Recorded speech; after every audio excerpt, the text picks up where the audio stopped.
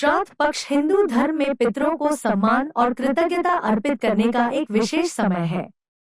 यह 15 दिनों की अवधि होती है, जिसे पितृपक्ष या श्राद्ध पक्ष कहा जाता है। इन दिनों में व्यक्ति अपने पूर्वजों की आत्माओं की शांति के लिए तर्पण, पिंडदान और श्राद्ध कर्म करता है। माना जाता है कि इन दिनों में पितर धरती पर आते हैं और अपनी संतानों द्वारा किए गए कर्मों से तृप्त होते हैं। अगर श्राद्ध कर्म सही ढंग से और पूरी श्रद्धा से किया जाता है, तो पितर अपने आशीर्वाद से परिवार को समृद्धि और शांति प्रदान करते हैं। लेकिन यदि इन दिनों में कोई गलती हो जाए, तो पितर नाराज हो सकते हैं और उनका आशीर्वाद दूर हो सकता है। रामेश्वर, जो इस कहानी का मुख्य पात्र है, अपने जीवन में श्राद्ध पक्ष के महत्व को कभी गंभीरता से नहीं लेता था। उसे लगता था कि यह एक पुरानी प्रथा है और पितरों को याद करना सिर्फ एक औपचारिकता है। लेकिन उसके जीवन में ऐसे कई उतार चढ़ाव आने लगे, जिससे उसे महसूस हुआ कि पितरों का आशीर्वाद कितना महत्वपूर्ण है। जब उसके व्यापार में लगातार नुकसान हुआ, परिवार में अशांति बढ़ी और स्वास्थ्य समस्याएं सामने आईं, तब उसे अपने पूर्वजों की उपेक्षा का एहसास हुआ। रामेश्वर के जीवन में अचानक कुछ ऐसी घटनाएं घटीं, जिनसे उसने यह महसूस किया कि वह श्राद्ध पक्ष की उपेक्षा कर रहा है। उसने यह भी समझा कि पितरों के आशीर्वाद के बिना जीवन में सफलता, शांति और समृद्धि प्राप्त करना कठिन है। उसके एक गुरु ने उसे समझाया कि श्राद्ध कर्म केवल कर्मकांड नहीं, बल्कि श्रद्धा और भावना का प्रतीक है। इसे आत्मिक रूप से पूरे मन से करना जरूरी है। यदि इसमें श्रद्धा और समर्पण की कमी हो, तो यह मात्र एक औपचारिकता बनकर रह जाती है और पितरों का आशीर्वाद दूर हो जाता है। पहली गलती, तिथि की अनदेखी। श्राद्ध पक्ष में तिथि का पालन करना सबसे महत्वपूर्ण माना जाता है। यह समय विशेष रूप से पूर्वजों की आत्माओं के लिए निर्धारित होता है, और यदि इस दौरान तिथियों का सही से पालन न किया जाए, तो इसका प्रभाव गंभीर हो सकता है। रामेश्वर, जो हमेशा श्राद्ध के तिथियों को साधारण दिनों की तरह मानता था, इसे एक सामान्य परंपरा मानता था। वह यह सोचता था कि पितरों के लिए श्राद्ध किसी भी दिन किया जा सकता है और तिथियों की सटीकता मायने नहीं रखती। लेकिन उसकी यह सोच जल्द ही बदलने वाली थी। श्राद्ध पक्ष के दौरान एक दिन रामेश्वर को अपने पिता का सपना आया। सपने में उसके पिता उससे नाराज दिखाई दिए। उन्होंने कहा, तुमने हमेशा हमारी उपेक्षा की है। श्राद्ध तिथि का पालन न करना हमारी आत्माओं के प्रति अपमान है। हर तिथि का अपना महत्व है, और अगर तुमने इस पर ध्यान नहीं दिया, तो हमसे आशीर्वाद की उम्मीद मत करो। यह सुनकर रामेश्वर चौंक गया। उसे महसूस हुआ कि उसकी उपेक्षा ने पितरों को नाराज कर दिया है और इसका प्रभाव उसके जीवन पर पड़ रहा है। अगले दिन रामेश्वर ने अपने गुरु से सलाह ली, जिन्होंने उसे बताया कि श्राद्ध तिथि का पालन अत्यंत महत्वपूर्ण है। हर तिथि का अपना विशेष महत्व होता है और उस दिन पूर्वजों की आत्माएं धरती पर आती हैं। अगर तिथि का पालन न किया जाए, तो पूर्वजों की आत्माएं तृप्त नहीं हो पाती और उनका आशीर्वाद भी दूर हो जाता है। यह सुनकर रामेश्वर ने निर्णय लिया कि भविष्य में वह श्राद्ध कर्म के लिए तिथियों का सख्ती से पालन करेगा। इस घटना के बाद रामेश्वर ने श्राद्ध के महत्व को समझा और यह सुनिश्चित किया कि वह हर वर्ष श्राद्ध कर्म तिथि के अनुसार करे। उसने यह भी जाना कि तिथि का पालन न करना केवल एक छोटी गलती नहीं है, बल्कि यह पितरों के प्रति सम्मान की कमी को दर्शाता है। तिथि की अनदेखी करने से पितरों का आशीर्वाद मिलना असंभव हो जाता है। इस अध्याय से यह सीखने को मिलता है कि श्राद्ध तिथि का पालन अनिवार्य है, क्योंकि इसके बिना श्राद्ध कर्म अधूरा रहता है। दूसरी गलती, अपवित्रता का ध्यान न रखना। श्राद्ध पक्ष के दौरान शुद्धता और पवित्रता का अत्यधिक महत्व होता है। रामेश्वर के पड़ोसी श्यामलाल, इस नियम को गंभीरता से नहीं लेते थे। वह श्राद्ध कर्म करते समय ना तो खुद स्नान करते थे और ना ही स्थान की पवित्रता का ध्यान रखते थे। उनका मानना था कि पितरों के लिए तर्पण या पिंडदान करते समय इतनी सावधानियों की जरूरत नहीं होती। श्यामलाल की यह सोच तब बदली जब एक रात उन्हें अपने दादा का सपना आया। उनके दादा ने उनसे कहा, तुमने हमेशा श्राद्ध कर्म के दौरान शुद्धता की अनदेखी की है। पवित्रता का ध्यान न रखना हमारी आत्माओं का अपमान है।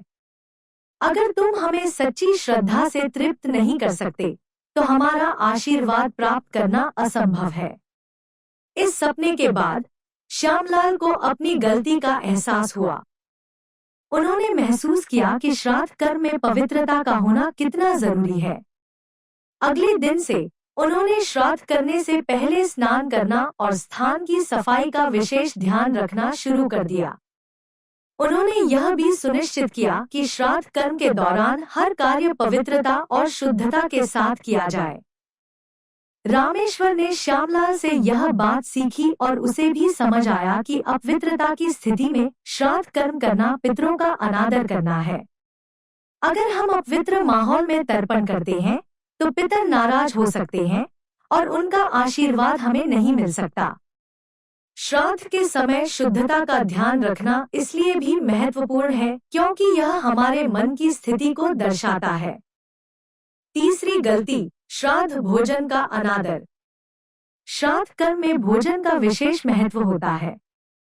यह भोजन केवल शारीरिक पोषण नहीं, बल्कि पितरों की आत्माओं को तृप्त करने के लिए अर्पित किया जाता है। माना जाता है कि अगर श्राद्ध के लिए तैयार किया गया भोजन सही ढंग से नहीं किया गया या उसका अनादर किया गया, तो पितर प्रसन्न नहीं होते। रामेश्वर को यह गलती तब समझ आई जब उसने अपने परिवार में कई बार श्राद्ध के दौरान भोजन का महत्व अनदेखा होते देखा। रामेश्वर की पत्नी सुनीता हमेशा श्राद्ध के भोजन को सामान्य दिनों की तरह ही बनाती थी। उसे लगता था कि श्राद्ध के दिन कोई विशेष भोजन बनाने की आवश्यकता नहीं है। एक बार श्राद्ध पक्ष के दौरान सुनीता ने कुछ जल्दीबाजी में भोजन तैयार किया और श्राद्ध कर्म पूरा कर लिया। हालांकि रामेश्वर ने इसे ध्यान से देखा और महसूस किया कि भोजन में श्रद्धा और समर्पण की कमी थी। उसी रात रामेश्वर को अपने पूर्वजों का सपना आया, जिसमें उन्होंने कहा, हमारे लिए अर्पित किया गया भोजन केवल पदार्थ नहीं है, यह हमारे प्रति तुम्हारी श्रद्धा का प्रतीक है। अगर इसमें श्रद्धा और भक्ति का अभाव हो तो हम तृप्त नहीं होते। यह सुनकर रामेश्वर को महसूस हुआ कि श्राद्ध भोजन का अनादर करना पितरों का अनादर करने के बराबर है। वह समझ गया कि श्राद्ध का भोजन खास होना चाहिए, उसे पूरी श्रद्धा और प्रेम से तैयार किया जाना चाहिए। इसके बाद रामेश्वर ने अपने परिवार के साथ मिलकर श्राद्ध के भोजन को लेकर एक नई परंपरा शुरू की। उन्होंने निर्णय लिया कि हर वर्ष श्राद्ध के लिए 7 विशेष प्रकार के पकवान बनाए जाएंगे और इसे पूरी श्रद्धा के साथ अर्पित किया जाएगा। साथ ही उन्होंने यह भी सुनिश्चित किया कि किसी भी प्रकार का भोजन बर्बाद न हो और जो भोजन बच जाए उसे गरीबों और जरूरतमंदों को दिया जाए। चौथी गलती, अतिथियों का अनादर करना। श्राद्ध पक्ष में अतिथियों का महत्व भी अत्यधिक होता है।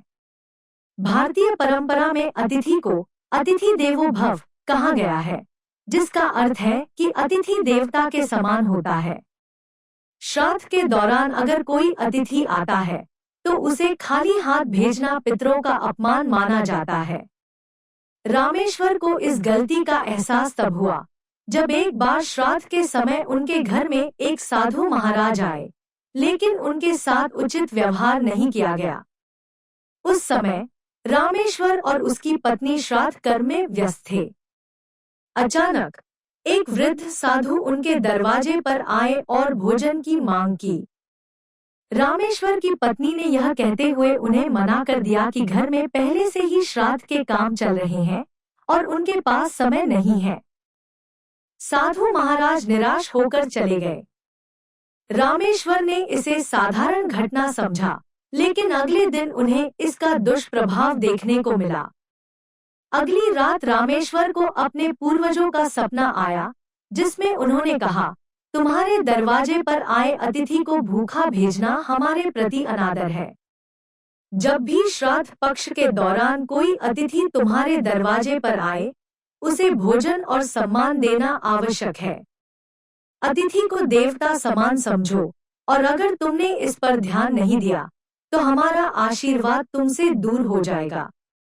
इस घटना के बाद रामेश्वर ने यह समझा कि श्राद्ध पक्ष में आने वाले अतिथि केवल साधारण लोग नहीं होते, बल्कि वे पितरों के संदेशवाहक होते हैं। उन्होंने यह सुनिश्चित किया कि भविष्य में किसी भी अतिथि का अनादर न हो और उसे भोजन और सम्मान के साथ विदा किया जाए। उन्होंने यह भी जाना कि श्राद्ध पक्ष के दौरान अतिथियों का अनादर करने से पितरों का आशीर्वाद नहीं मिल पाता है, और इससे जीवन में बाधाएं आ सकती हैं। 5वीं गलती, ब्राह्मणों का अनादर करना। श्राद्ध पक्ष में ब्राह्मणों को भोजन कराने की परंपरा का विशेष महत्व है। ब्राह्मण को विद्या और धर्म का प्रतीक माना जाता है, और श्राद्ध कर्म में उन्हें भोजन कराने से पितरों की आत्माएं तृप्त होती हैं। लेकिन अगर ब्राह्मणों का अनादर किया जाए या उन्हें अपमानित किया जाए, तो पितर नाराज हो सकते हैं। रामेश्वर को यह गलती तब समझ आई, जब एक बार श्राद्ध के दौरान उन्होंने बिना आदर सत्कार के ब्राह्मणों को भोजन करा दिया। उस दिन रामेश्वर के घर श्राद्ध का कार्यक्रम चल रहा था और उन्होंने 2 ब्राह्मणों को आमंत्रित किया था, लेकिन व्यस्तता और जल्दबाजी के कारण उन्होंने ब्राह्मणों को सही ढंग से भोजन नहीं कराया और उन्हें खाली हाथ विदा कर दिया। ब्राह्मणों ने बिना कुछ कहे भोजन ग्रहण किया और चले गए, लेकिन रामेश्वर के मन में असंतोष था। रात में रामेश्वर को सपने में अपने पितरों का दर्शन हुआ। उनके पितरों ने कहा, तुम्हारे द्वारा ब्राह्मणों का अनादर हुआ है। उन्हें उचित सम्मान और सत्कार नहीं दिया गया, जिससे हमारी आत्माएं तृप्त नहीं हो सकीं। ब्राह्मणों को भोजन कराना केवल एक कर्मकांड नहीं है, यह श्रद्धा और आदर का प्रतीक है। अगर इसमें कोई कमी हो, तो श्राद्ध कर्म अधूरा रह जाता है। इस घटना के बाद रामेश्वर ने यह सुनिश्चित किया कि भविष्य में वह ब्राह्मणों को आदर सत्कार के साथ भोजन कराएंगे। उन्होंने यह भी जाना कि ब्राह्मणों का सम्मान और उनकी सेवा पितरों को प्रसन्न करने का सबसे महत्वपूर्ण उपाय है। श्राद्ध कर्म का फल तभी प्राप्त होता है, जब ब्राह्मण तृप्त होकर हमारे पितरों के लिए आशीर्वाद दें। 6ठी गलती, श्राद्ध के दिन गलत कर्म करना। श्राद्ध पक्ष के दौरान व्यक्ति को अपने कर्मों का विशेष ध्यान रखना चाहिए। इन दिनों में केवल शुभ और पवित्र कर्म करना अनिवार्य होता है, ताकि पितर प्रसन्न रहें। लेकिन अगर श्राद्ध के दिन किसी भी प्रकार का गलत कर्म किया जाए, तो उसका नकारात्मक प्रभाव पितरों पर पड़ता है और उनका आशीर्वाद दूर हो सकता है। रामेश्वर ने इस गलती को तब महसूस किया, जब उसने एक बार श्राद्ध के दिन अनजाने में अपने पड़ोसी के साथ बहस कर ली।